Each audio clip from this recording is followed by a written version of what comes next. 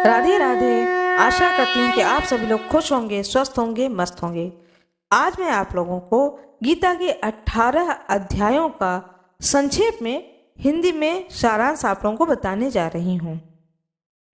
भगवान श्री कृष्ण ने महाभारत के युद्ध में अर्जुन को गीता का उपदेश दिया था और इसी उपदेश को सुन करके अर्जुन को ज्ञान की प्राप्ति हुई। गीता का उपदेश मात्र अर्जुन के लिए नहीं था, बल्कि ये समस्त जगत के लिए था। अगर कोई भी व्यक्ति गीता में दिए गए उपदेश को अपने जीवन में अपनाता है तो वह कभी किसी से परास्त नहीं हो सकता। गीता महात्म्य में उपनिषदों को गाय और गीता को उसका दूध कहा गया है, जिसका की अर्थ है कि उपनिषदों की जो अध्याय लिखी हैं वो अध्यात्म विद्या है और उसको गीता सर्वांश में स्वीकार करता है। गीता के 18 अध्याय में क्या संदेश छुपा हुआ है, आइए मैं आपको संक्षिप्त रूप में इसका वर्णन करती हूँ। पहला अध्याय। अर्जुन ने युद्ध भूमि में भगवान श्री कृष्ण से कहा कि मुझे तो केवल अशुभ लक्षण ही दिखाई दे रहे हैं। युद्ध में स्वजनों को मारने में मुझे कोई भी कल्याण दिखाई नहीं देता है। मैं न तो विजय चाहता हूँ, न ही राज्य और सुखों की इच्छा करता हूँ। हमें ऐसे राज्य, सुख अथवा इस जीवन से भी क्या लाभ है जिनके साथ हमें राज्य आदि सुखों को भोगने की इच्छा है, जब वह अपने ही जीवन के सभी सुखों को त्याग करके इस युद्ध भूमि में खड़े हैं। मैं इन सभी को मारना नहीं चाहता हूँ, भला हूँ यह सभी मुझे ही मार डालें, लेकिन मैं अपने कुटुंबियों को मार करके कैसे सुखी रह सकता हूँ। हम लोग बुद्धिमान होकर भी महान पाप करने को तैयार हो गए हैं, जो राज्य और सुख के लोभ में अपने प्रियजनों को, अपने स्वजनों को मारने के लिए आतुर हो गए हैं। इस प्रकार से शोक से संतप्त होकर के अर्जुन युद्ध भूमि में धनुष को त्याग करके रथ पर बैठ गए। तब भगवान श्री कृष्ण ने अपने कर्तव्य को भूल बैठे अर्जुन को अपने कर्तव्य और कर्म के बारे में बतलाया। भगवान श्री कृष्ण ने अर्जुन को जीवन के सत्य से परिचित कराया। कृष्ण ने अर्जुन की स्थिति को भांप लिया और भगवान कृष्ण समझ गए कि अर्जुन का शरीर ठीक है, लेकिन युद्ध आरंभ होने से पहले ही उसका मनोबल टूट चुका है। बिना मन के यह शरीर खड़ा नहीं रह सकता। अतः भगवान कृष्ण ने एक गुरु का कर्तव्य निभाते हुए तर्क, बुद्धि, ज्ञान और कर्म की चर्चा की। विश्व के स्वभाव, उसमें जीवन की स्थिति और उस सर्वोपरि परम सत्तावान ब्रह्म के साक्षात दर्शन से अर्जुन के मन का उद्धार किया। अध्याय दूसरा। दूसरे अध्याय में भगवान श्री कृष्ण ने बताया कि जीना और मरना, जन्म लेना और बढ़ना, विषयों का आना और जाना, सुख और दुख का अनुभव, ये तो संसार में होते ही हैं। काल की चक्र गति है, इन सब स्थितियों को लाती हैं और ले जाती हैं। जीवन के इस स्वभाव को जान लेने पर फिर शोक नहीं होना चाहिए। काम, क्रोध, भय, लोभ, राग, द्वेष से मन का सौम्य भाव बिगड़ जाता है और इंद्रियां वश में नहीं रहती हैं। इंद्रिय जन ही सबसे बड़ी आत्मजय है। बाहर से कोई विषयों को छोड़ भी दे तो भी भीतर का मन नहीं मरता है। विषयों का स्वाद जब मन से जाता है तब मन प्रफुल्लित होता है, शांत होता है और सुखी होता है। समुद्र में नदियां आकर मिलती हैं, पर वह अपनी मर्यादा नहीं छोड़ती हैं। ऐसे ही संसार में रहते हुए, उसके व्यवहारों को स्वीकार करते हुए अनेक कामनाओं का प्रवेश मन में होता रहता है, किंतु उनके जिनका कि मन अपनी मर्यादा को नहीं खोता है, उसे ही शांति मिलती है। इसी प्राचीन अध्यात्म परिभाषा में गीता में बाह्य स्थिति कही गई है। तीसरा अध्याय। तीसरे अध्याय में भगवान श्री कृष्ण ने बताया है कि कोई व्यक्ति कर्म छोड़ ही नहीं सकता है। कृष्ण ने अपने दृष्टांत देकर के कहा कि मैं नारायण का ही रूप हूँ, मेरे लिए कुछ भी कर्म शेष नहीं है, फिर भी मैं तंत्रा रहित होकर के कर्म करता हूँ और अन्य लोग मेरे मार्ग पर चलते हैं। अंतर इतना ही है कि जो मूर्ख हैं वे लिप्त होकर कर्म करते हैं और जो ज्ञानी हैं वह असंग भाव से कर्म को करते हैं। गीता में यही एक अभिप्राय शब्द बुद्धि भेद है, अर्थात जो साधारण समझ के लोग कर्म में लगे रहते हैं उन्हें उस मार्ग से उखड़ना उचित नहीं लगता है, क्योंकि वे ज्ञानवादी बन नहीं सकते हैं और यदि उनका कर्म भी छूट जाए तो भी वे दोनों ओर से भटक जाएंगे। प्रकृति व्यक्ति को कर्म करने के लिए बाध्य करती है और जो व्यक्ति कर्म से बचना चाहता है वह ऊपर से तो कर्म छोड़ देता है पर मन ही मन उसमें डूबा रहता है। अध्याय चौथे अध्याय में बताया गया है कि ज्ञान प्राप्त करके कर्म करते हुए भी कर्म संन्यास का फल किस उपाय से प्राप्त किया जा सकता है। यह गीता का वह प्रसिद्ध आश्वासन है कि जब तक धर्म की ग्लानि होती है तब मनुष्यों के बीच भगवान का अवतार होता है, अर्थात भगवान की शक्ति विशेष रूप से मूर्त होती है। यहीं पर एक वाक्य विशेष ध्यान देने योग्य है, क्षिप्रम ही मानुषे लोके सिद्ध भरवर्ती कर्मजा। कर्म से सिद्धि, इससे बड़ा प्रभावशाली सूत्र गीता दर्शन में नहीं है, किंतु गीता तत्व इस सूत्र में इतना सुधार करता है कि वह कर्म असंग भाव से अर्थात फल आसक्ति से बचकर करना चाहिए। पांचवें अध्याय में भगवान श्री कृष्ण ने कहा है कि कर्म के साथ जो मन का संबंध है उसके संस्कार पर या उसे विशुद्ध करने पर विशेष ध्यान दिलाया गया है। किसी एक मार्ग पर ठीक प्रकार से चलें तो समान फल प्राप्त होता है। जीवन के जितने कर्म हैं सबको समर्पण कर देने से व्यक्ति एकदम शांति के ध्रुव बिंदु पर पहुंच जाता है। जल में खिले कमल के समान कर्म रूपी जल से लिप्त नहीं होता है। अध्याय 6 भगवान श्री कृष्ण ने छठे अध्याय में कहा है कि जितने विषय हैं उन सब से इंद्रियों का संयम ही कर्म और ज्ञान का निचोड़ है। सुख में और दुख में मन की स्थिति समान होनी चाहिए, इसे ही योग कहा जाता है। जब मनुष्य सभी सांसारिक इच्छाओं का त्याग करके बिना फल की इच्छा के कोई कार्य करता है तो उसी समय वह मनुष्य योग में स्थित कहलाता है। जो मनुष्य मन को वश में कर लेता है उसका मन ही उसका सबसे अच्छा मित्र बन जाता है, लेकिन जो मनुष्य मन को वश में नहीं कर पाता है उसके लिए वह मन ही उसका सबसे बड़ा शत्रु बन जाता है। जिसने अपने मन को वश में कर लिया उसको परमात्मा की प्राप्ति होती है और जिस मनुष्य को ज्ञान की प्राप्ति हो जाती है उसके लिए दुख और सुख, सर्दी और गर्मी, मान और अपमान सभी कुछ एक समान हो जाता है। ऐसा मनुष्य स्थिर चित्त और इंद्रियों को वश में करके ज्ञान द्वारा परमात्मा को प्राप्त करके हमेशा संतुष्ट रहता है।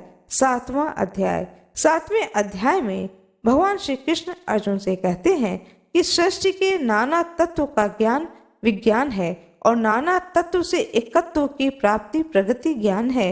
ये दोनों दृष्टि मानव के लिए उचित है। इस अध्याय में भगवान के अनेक रूपों का उल्लेख किया गया है जिनका और विस्तार विभूति योग नामक 10वें अध्याय में आता है।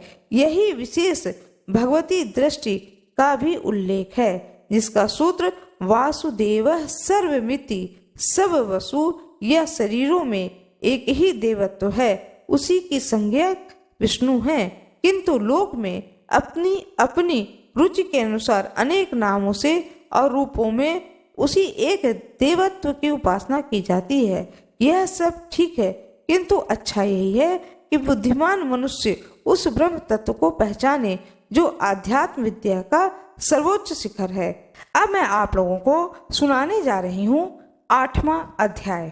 8वें अध्याय में श्री कृष्ण भगवान ने बताया कि जीव और शरीर की संयुक्त रचना का ही नाम अध्यात्म है। देह के भीतर और ईश्वर तथा भूत ये तीन शक्तियां मिलकर के जिस प्रकार कार्य करती हैं उसे अधियज्ञ कहते हैं। उपनिषदों में अक्षर विद्या का विस्तार हुआ है और गीता में उस अक्षर विद्या का सार कह दिया गया है। अक्षर ब्रह्म परम अर्थात पर ब्रह्म की संज्ञा अक्षर है। मनुष्य अर्थात जीव और शरीर की संयुक्त रचना का ही नाम अध्यात्म है। जीव संयुक्त भौतिक देह की संज्ञा क्षर है और केवल शक्ति तत्व की संज्ञा आदिदैविक है। देह के भीतर जीव, ईश्वर तथा भूत ये तीन शक्तियां मिलकर जिस प्रकार कार्य करती हैं उसे अधियज्ञ कहते हैं। नवा अध्याय। नवे अध्याय में भगवान श्री कृष्ण ने कहा है कि वेद का समस्त कर्मकांड, यज्ञ, अमृत, मृत्यु, संत, असंत और जितने भी देवी देवता हैं सबका पर्यवसान ब्रह्म में है। इस क्षेत्र में ब्रह्म तत्व का निरूपण ही प्रधान है। उसी से व्यक्त जगत का बारंबार निर्माण होता है। वेद का समस्त कर्मकांड, यज्ञ, अमृत, मृत्यु और संत और असंत और जितने भी देवी देवता हैं सबका पर्यवसान ब्रह्म में है। लोक में भी अनेक प्रकार की देव पूजा प्रचलित है, वह भी अपने अपने स्थान में ठीक है। समन्वय की यह दृष्टि भगवान आचार्यों को मान्य थी। वस्तुतः समन्वय की यह दृष्टि भागवत आचार्यों को मान्य थी। वस्तुतः यह उनकी बड़ी शक्ति थी। 10वां अध्याय। 10वें अध्याय का सार यह है कि लोक में जितने देवता हैं यह सब एक ही भगवान की विभूतियां हैं। मनुष्य के समस्त गुण और अवगुण भगवान की शक्ति के रूप में हैं। इसका सार यह है कि लोक में जितने देवता हैं सब एक ही भगवान की विभूतियां हैं। मनुष्य के समस्त गुण और अवगुण भगवान की शक्ति के ही रूप हैं। बुद्धि में इन देवताओं की व्याख्या चाहे न हो सके किंतु लोक में तो वह है ही। कोई पीपल की पूजा कर रहा है तो कोई पहाड़ को, कोई नदी या समुद्र को, कोई उनमें रहने वाले मछली और कछुओं की। यूं कितने देवता हैं इसका कोई अंत नहीं है। विश्व के इतिहास में देवताओं की भरमार सर्वत्र पाई जाती है। भागवतों ने इनकी सत्ता को स्वीकार करते हुए सबको भगवान विष्णु का रूप मान करके समन्वय की एक दृष्टि प्रदान की है। इसी का नाम विभूति योग है। जो सत्य जीव बल युक्त अथवा चमत्कार युक्त हैं वह सब भगवान का रूप हैं। इतना मान लेने से चित्त निर्विरोध स्थिति में पहुंच जाता है। 11वां अध्याय। 11वें अध्याय में अर्जुन ने भगवान का विश्व रूप देखा। विराट रूप का अर्थ है कि मानवीय धरातल और परिधि के ऊपर जो अनंत विश्व का प्राणवंत रचना विधान है उसका साक्षात दर्शन करना। विष्णु भगवान का जो चतुर्भुज रूप है वह मानवीय धरातल पर सौम्य रूप है। जब अर्जुन ने भगवान का विराट रूप देखा तो उसके मस्तक का विस्फोट होने लगा। दिशो न जाने न लभे च शर्म, यही घबराहट के वाक्य उनके मुख से निकले और उनने प्रार्थना की कि मानव के लिए जो स्वाभाविक स्थिति ईश्वर ने रखी है वही पर्याप्त है। 12वां अध्याय। 12वें अध्याय में श्री कृष्ण भगवान ने बताया कि जो भगवान के ध्यान में लग जाते हैं वे भगवत निष्ठ होते हैं, अर्थात भक्ति से भक्ति पैदा होती है। 9 प्रकार की साधना भक्ति है तथा इसके आगे प्रेम लक्षणा भक्ति साध्य भक्ति है जो कर्म योग और ज्ञान योग सबकी साध्य है। भगवान श्री कृष्ण ने कहा है कि जो मनुष्य अपने मन को स्थिर करके निरंतर मेरे सगुण रूप की पूजा में लगा रहता है वह मेरे द्वारा योगियों में अधिक पूर्ण सिद्ध योगी माने जाते हैं। वही जो मनुष्य परमात्मा के सर्वव्यापी, अकल्पनीय, निराकार, अविनाशी, अचल स्थित स्वरूप की उपासना करता है वह अपने सभी इंद्रियों को वश में करके सभी परिस्थितियों में समान भाव से रहते हुए सभी प्राणियों के हित में लगा रहता है वह भी मुझे प्राप्त करता है। भगवान श्री कृष्ण ने अर्जुन से कहा कि तुम अपने मन को मुझ में ही स्थिर करो और मुझ में ही अपनी बुद्धि को लगाओ। इस प्रकार तुम निश्चित रूप से मुझ में ही सदैव निवास करोगे।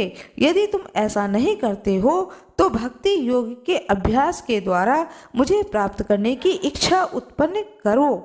अगर तुम ये भी नहीं कर सकते हो तो केवल मेरे लिए कर्म करने का प्रयत्न करो। इस प्रकार तुम मेरे लिए कर्मों को करते हुए मेरी प्राप्ति रूपी परम सिद्धि को प्राप्त करोगे। 13वां अध्याय। 13वें अध्याय में एक सीधा विषय क्षेत्र है और क्षेत्रज्ञ का विचार है। यह शरीर क्षेत्र है, उसको जानने वाला जीवात्मा क्षेत्रज्ञ है। गुणों की साम्य अवस्था का नाम प्रधान या प्रकृति है। गुणों के वैषम्य से ही वैकृति सृष्टि का जन्म होता है।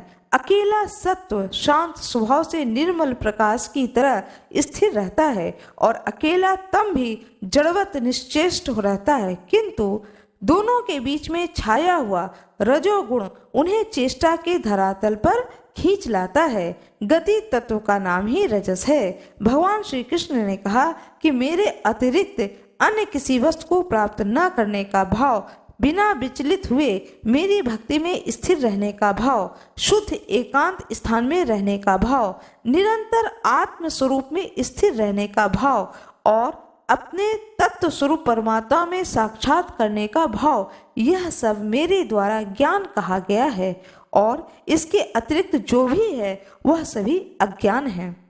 14वां अध्याय।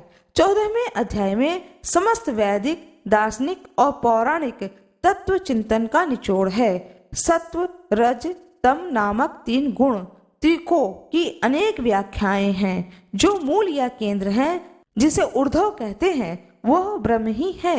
एक और वह परम तेज जो विश्व रूपी अस्वस्थ को जन्म देता है, सूर्य और चंद्रमा के रूप में प्रकट हैं। दूसरी और वही एक चैतन्य केंद्र में या प्राणी शरीर में आया हुआ है। जैसा कि गीता में स्पष्ट कहा गया है कि अहम वैश्वानरो भूत्वा प्राणिनाम देहमाश्रितः। वैश्वानर या प्राणमयी चेतना से बढ़कर के दूसरा और कोई रहस्य नहीं है। नर या पुरुष 3 हैं, अक्षर, क्षर और अव्यय। पंचभूतों का नाम है क्षर, प्राण का नाम है अक्षर और मनस्तत्व या चेतना की संज्ञा अव्यय है। इन्हीं 3 नरों की एकत्र स्थिति को मानवीय चेतना का जन्म होता है। उसे ही ऋषियों ने वैश्वानर अग्नि कहा है। 15वां अध्याय। 15वें अध्याय में भगवान श्री कृष्ण ने विश्व के अस्वस्थ रूप का वर्णन किया है। यह अस्वस्थ रूपी संसार महान विस्तार वाला है। वह ब्रह्म ही एक और परम तेज जो विश्व रूपी अस्वस्थ को जन्म देता है, सूर्य और चंद्रमा के रूप में प्रकट है। यह सृष्टि के द्विविरुद्ध रूप की कल्पना है, एक अच्छा दूसरा बुरा, एक प्रकाश में दूसरा अंधकार में, एक अमृत में दूसरा मर्त्य में, एक सत्य में दूसरा अनृत में। नर या पुरुष 3 हैं, क्षर, अक्षर और अव्यय। पंचभूतों का नाम क्षर है, प्राण का नाम अक्षर है और मनस्तत्व या चेतना की संज्ञा अव्यय है। इन्हीं 3 नरों की एकत्र स्थिति से मानवीय चेतना का जन्म होता है। उसे ही ऋषियों ने वैश्वानर अग्नि कहा है। 16वां अध्याय। 16वें अध्याय में देवासुर संपत्ति का विभाग बताया गया है। आरंभ से ही ऋग्वेद में सृष्टि की कल्पना देवी और आसुरी शक्ति के रूप में की गई है। यह सृष्टि के द्विविरुद्ध रूप की कल्पना है, एक और अच्छा तो दूसरी ओर बुरा, एक प्रकाश में दूसरा अंधकार में, एक अमृत में एक अमृत में, एक सत्य में दूसरा अनृत में। भगवान श्री कृष्ण ने कहा कि अनेक प्रकार की चिंताओं से भ्रमित होकर के विषय भोगों में आसक्त आश्रय स्वभाव वाले मनुष्य नरक में जाते हैं। आश्रय स्वभाव वाले व्यक्ति स्वयं को ही श्रेष्ठ मानते हैं और वे बहुत ही घमंडी होते हैं। ऐसे मनुष्य धन और झूठी मान प्रतिष्ठा के मद में लीन होकर केवल नाम मात्र के लिए बिना किसी शास्त्र विधि के घमंड के साथ यज्ञ करते हैं। आसुरी स्वभाव वाले ईर्ष्यालु कुकर्मी मनुष्यों में अधम होते हैं। ऐसे अधम मनुष्यों को मैं संसार रूपी सागर में निरंतर आसुरी योनियों में ही गिराता रहता हूँ। 17वां अध्याय।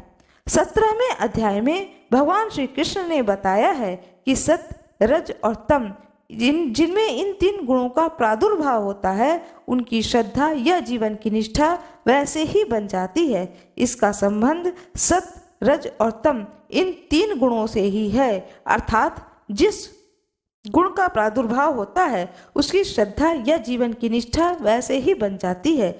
यज्ञ, तप, दान, कर्म ये सब 3 प्रकार की श्रद्धा से संचालित होते हैं। यहाँ तक कि आहार भी 3 प्रकार का है। उनके भेद और लक्षण गीता में यहाँ बताए गए हैं। जिस प्रकार से यज्ञ से, तप से और दान से जो स्थिति प्राप्त होती है उसे भी सत्य ही कहा जाता है, और उस परमात्मा की प्रसन्नता के लिए जो भी कर्म किया जाता है वह भी निश्चित रूप से सत्य ही कहा जाता है। बिना श्रद्धा के यज्ञ, दान और तप के रूप में जो कुछ भी संपन्न किया जाता है वह सभी असत कहा जाता है। इसलिए वह न तो इस जन्म में लाभदायक होता है और न ही अगले जन्म में लाभदायक होता है। 18वां अध्याय। 18वें अध्याय में गीता के समस्त उपदेशों का सार एवं उपसंहार है। जो बुद्धि, धर्म, अधर्म, बंधन, मोक्ष, वृत्ति, निवृत्ति को ठीक से पहचानते हैं वही सात्विक बुद्धि है, वही मानव की सच्ची उपलब्धि है। पृथ्वी के मानवों में और स्वर्ग के देवताओं में कोई भी ऐसा नहीं है जो प्रकृति के चलाए इन 3 गुणों से बचा हो। मनुष्यों को बहुत देखभाल करके चलना आवश्यक है, जिससे कि वह अपनी बुद्धि और वृत्ति को बुराई से बचा सके, और क्या कार्य है, क्या करना है, क्या अकार्य है, क्या नहीं करना है, इन चीजों को इसको पहचान सके। धर्म और अधर्म को, बंध और मोक्ष को, वृत्ति और निवृत्ति को जो बुद्धि ठीक से पहचानती है वही सात्विक बुद्धि है, और वही मानव की सच्ची उपलब्धि है। जो मनुष्य श्रद्धा पूर्वक इस गीता शास्त्र का पाठ और श्रवण करते हैं वे सभी पापों से मुक्त होकर के श्रेष्ठ लोक को प्राप्त होते हैं। भगवान श्री कृष्ण की जय हो। भगवान श्री कृष्ण की जय हो। सभी भक्तों की जय हो। आप लोगों को यह कथा अच्छी लगी हो तो कृपया वीडियो को लाइक जरूर कर दीजिएगा, चैनल को सब्सक्राइब कर दीजिएगा, बेल आइकन अवश्य ही दबा दीजिएगा। आप सभी लोगों का बहुत बहुत धन्यवाद।